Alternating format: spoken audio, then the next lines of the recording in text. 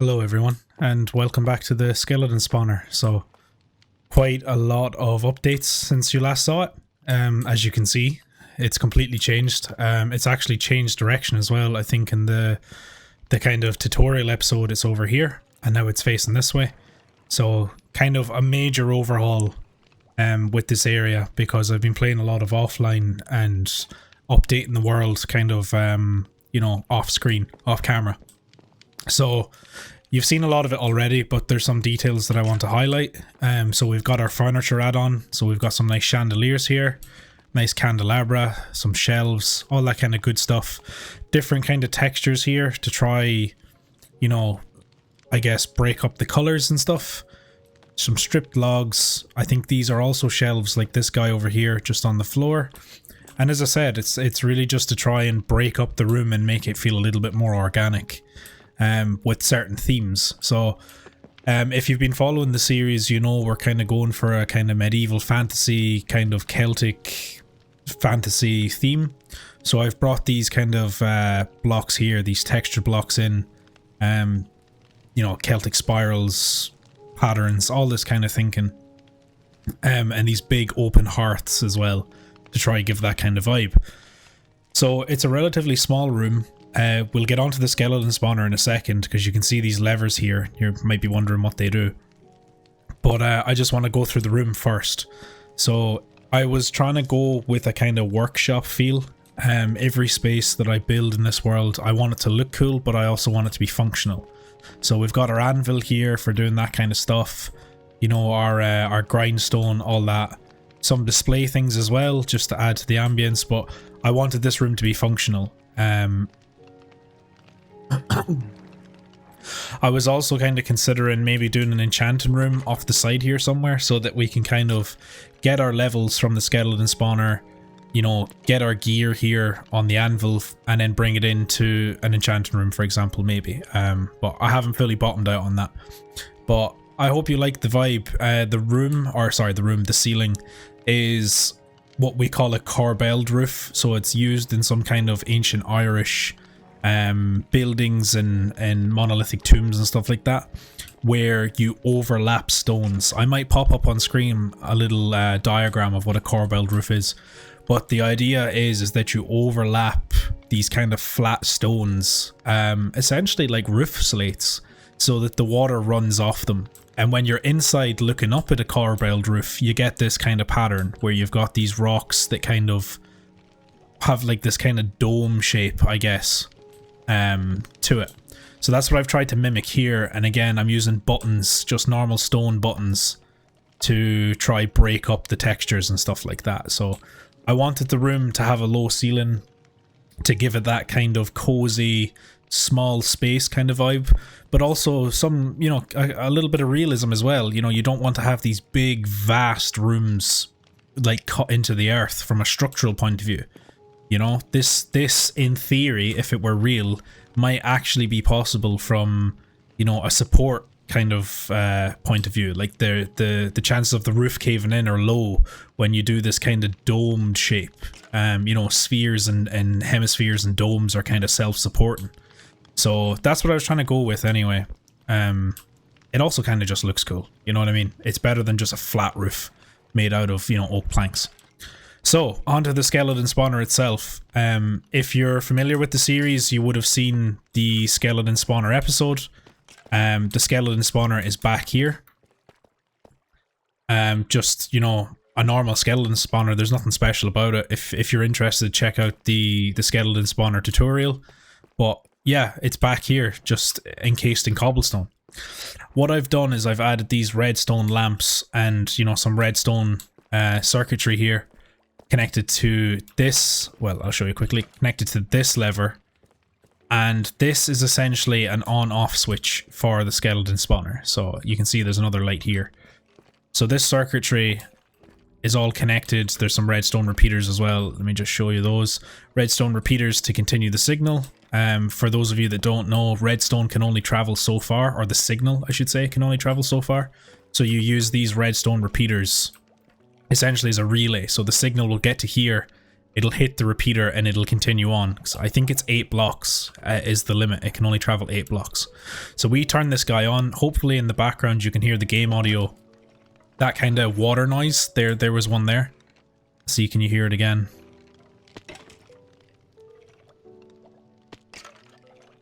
It's not going to do it for me. Anyway, basically, skeletons spawn in here. They come through a big channel and they get shot up the water. So that water sound effect you can hear, that's the skeletons going up the water tower.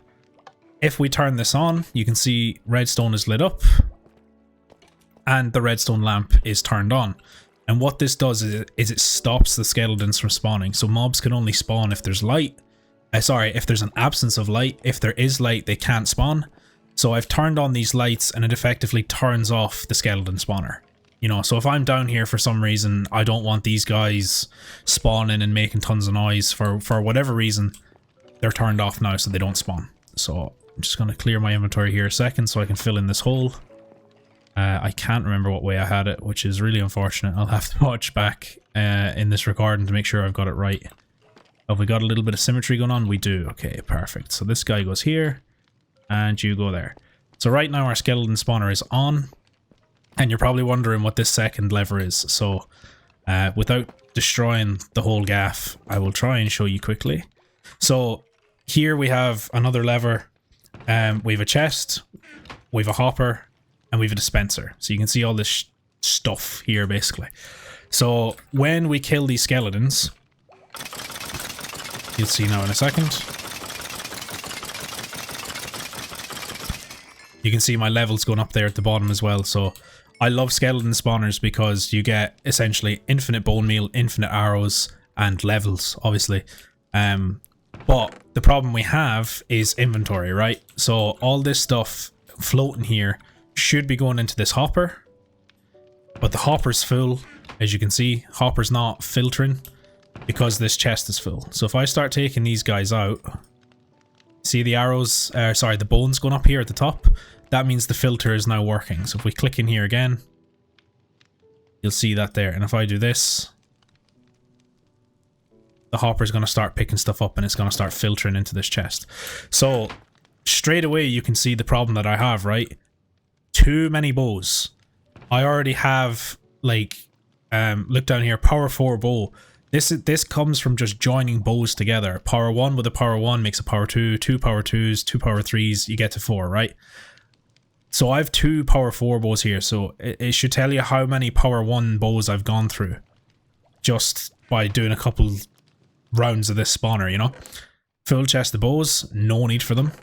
And so much armor. And what I've been doing here is joining armors together, so... You know, take this leather tunic with this leather tunic and make it, you know, kind of a stronger leather tunic. Not so many bones here because we've turned it into bone block. This isn't on the only bone block that I have. There's a project on the surface that I'm not ready to show you yet, but a lot of bone block has gone into it. And here's the evidence to suggest how much bone meal we had. You know, so I have a full double chest here, 64 stack of arrows from this spawner. So there's tons of stuff going on here with the spawner. I didn't mention it, but I've got this warped stuff, this warped wood back here. I forget what it's called exactly, but it's from the nether, and I think it adds to like the kind of mystical magic kind of witch's lair, I guess, vibe to the spawner area. But yeah, back to the bows and arrows. So my inventory is full of arrows. I have too many bows, I should say. Too many bows. I pop them in here into this chest. Pick some more up. Bang, bang, bang, bang, bang. Any more? Too many is the problem, you see. Any more, says me. There's just far too many. It would be nice if there was a way to automate this. I don't know if there is. I might have to do a little bit of a Google. You know, if we were to get like a mod pack, like, you know, like Tech It or like Feed the Beast, where you have the pipes and stuff, we could filter bows out of here into here. But, you know, I don't know, is there a way to do that right now in this version of Bedrock without a mod, you know? So, chest full of bows, far too many bows. I'm going to hit this guy, it turns on a redstone signal, and you'll see these guys start to filter out into the dispenser. And then the dispenser shoots them down into a hole. I had this originally as lava, so that it burns up the items. But I was afraid of misclicking, so you know, I'm click, click, click, click, click. I hit the diamond axe. Oh no, my diamond axe has gone into lava. Nothing I can do about it. So I got rid of the lava just purely out of, I know I will make a mistake. Engineering caution, if you want to call it that, you know. People don't make mistakes, systems do. So I have, it's called poke yoke actually. It's like a lean engineering philosophy where you create systems that don't allow mistakes to happen. Because if your system allows mistakes to happen, people will make mistakes. It's not necessarily the fault of the person, it's the fault of the system. And I've just destroyed this redstone signal. No. I'll need to fix that. See, the circuit here is broken. I'll fix that. I just wanted to show you this, guys. Show you guys this, rather. Relatively simple signal. So it comes in here into this this lever. When this lever is turned on, the signal should go solid. So you see it here, it stops. This circuit leads down into the dispenser that I've covered up. But if you remember, there's a dispenser down here. So when I hit this lever, the circuit continues. And basically all this is doing is telling the dispenser on, off, on, off. Because if it was constantly on, the dispenser would shoot once and then it wouldn't shoot again. So I want the dispenser constantly shooting, so that it's getting rid of each of these. Well, they're all gone now. It's getting rid of all these bows, basically. So that's why I've created that circuit there. We'll get rid of you. So off camera, I'll fix this this circuit, because you know, there's no point you guys seeing that. But yeah, I hope you like this. As I said, big changes from the tutorial episode where it was just cobblestone and stone and just a kind of, it was just a mess basically. And as I said, I've changed the direction so that it's like in this room as opposed to in the staircase, because I've created this big passageway up to the surface. And I'm going for this kind of feeling of like, I want it to feel grand, you know, I want it to feel impressive and big and open. And if I were to have a skeleton spawner just kind of randomly like here, it takes away from that. You know, halfway down my staircase, I just have a skeleton spawner. It doesn't really fit in with the design I'm going with, right? So that's why I've turned it around and created this little room. And I think I'm going to call it Dermot's Workshop. I've been thinking about this during the week. It's been a long time since I've recorded. It's been a long time since I've uploaded. There's an episode on that coming soon as to why. It's, I guess, a little bit sad. But yeah, we'll talk about that in another episode. This episode's just kind of a little quick one to show you this area. And I think I'm going to call it, as I said, Dermot's Workshop. In memory of my friend's dad, Dermot. So yeah, this is Dermot's Workshop. I'll put up a little sign at some point, like we did for Noel's Tower. And yeah, welcome to Dermot's Workshop. I hope you like it. I hope you like the colors. You know, I'm trying to go for like, I don't know, like earthy tones, I guess, like the browns and the kind of greeny grey here that we've got going, and the blacks, as opposed to just doing, you know, just grey essentially with the stone, or just deep slate. So I hope you like it. I've tried my best to kind of incorporate different design elements. I really am quite proud of the roof. I think it looks organic enough that it's part of the cave, it's part of the rock, but it's designed enough and shaped enough to be undeniably man-made, if you get what I'm saying. So it's not just a natural formation. People are here, you know, we've made this room for a reason, kind of thing. So yeah, I hope you guys like it. There's certainly more to come on the surface. I'm just not ready yet to show you guys it. It's nearly there. I'd say I have less than 100 blocks left to place, and then I can show you guys what I've been working on and the reason why I've been working on it. Because as always, I like to tie my builds into my life or someone else's life, or just kind of reality in general. So yeah, I think I'm going to leave it here. I don't want to keep talking about the room because I've kind of gone through every element of it. So yeah, I hope you guys like the design. If you do, you know, let me know. If you don't, also let me know. You know, if you've got some recommendations or if you think there's a better way of doing it. If there is a way to automate this bow thing that I have going on, because it is quite tedious, you know, back and over constantly.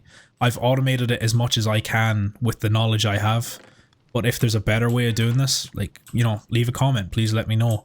And I'll do my best to incorporate it. And yeah, we'll hopefully speak to you soon. It's been a long time since I recorded. I apologize for that. You know, I'm trying to grow the channel, but at the same time, I'm not uploading. You can't have both, you know? So, yeah, thanks for tuning in. Keep tuning in. Like, subscribe, leave a comment if you feel like it. And, yeah, hopefully this is me getting back on the horse. And the uploads will be more regular and consistent and of good quality. So, I'll leave it here, folks. Thank you very much for watching.